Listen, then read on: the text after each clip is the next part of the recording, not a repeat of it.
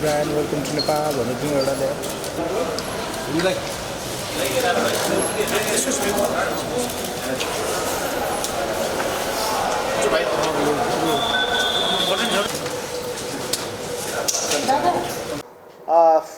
First of all, it's been a sort of a dream of mine.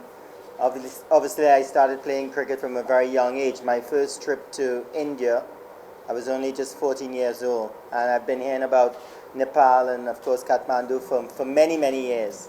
Obviously, during my playing days, Nepal was not around to be one of the competitors against myself, so it had to be a trip such as this. When the opportunity did arrive, I felt that, why not? I could come out to this part of the world, see it for the first time.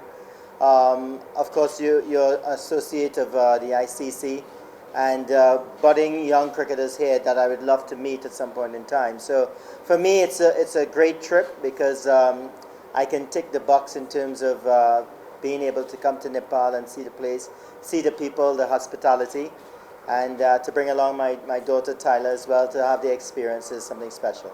How you look at it, I think you got to look at it in terms of the size of the country, the ability of the players, and exactly where you are as a cricket playing nation.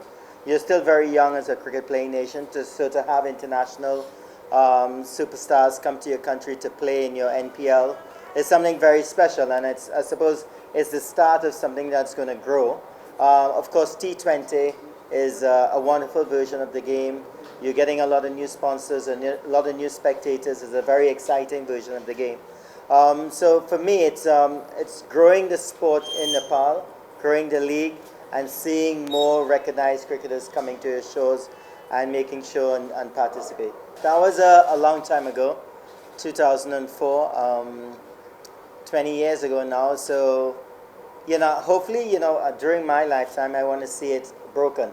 And I believe with the advent of T20 cricket and how aggressive and attacking young players are, I think that you're going to see someone passing that score at some point in time. That was a very special moment in my life, regaining the world record after losing it some 6 months before that. So, but records are made to be broken. And I've said it in the past, I would have loved to play with a more successful West Indies team. I would give my records just to have played on a team that was, winning a lot more when I played. You know what? As a little kid, I grew up in a family of 11. I had 10 siblings, a very big family, and 6 bigger brothers. And it was always a dream of the family to have someone go on to play international cricket. I was the last boy, so I suppose I was the last effort in trying to get that sort of position in the family. I don't know if I'm a maestro, but I think that I'm a very proud member of the Lara clan to have played for the West Indies, to have represented the West Indies for 17 years. It was a dream of mine. My dad also lived vicariously through me in terms of he loved the game of cricket. He provided everything that was necessary for me to play the game. Even though we came from a very big family in a sort of middle-income, 3-bedroom house, all of us enjoyed ourselves living there. But it's just to fulfill that dream to play for the West Indies, to play alongside the greats of Vivian Richards, Gordon Greenidge, Desmond Haynes, the late Malcolm Marshall. That was just an awesome time in my life. I think it's a great game, and it came at a time when cricket needed it. But I must say though that to have played 131 test matches for the West Indies, the 5-day version of the game, the test cricket, it really tests your ability, your attrition level, and I wouldn't give that for anything else. Of course, T20 is beautiful. A lot of guys are enjoying it. The franchise cricket as well is important, but playing test cricket for the West Indies for 17 years will remain the highlight of my career.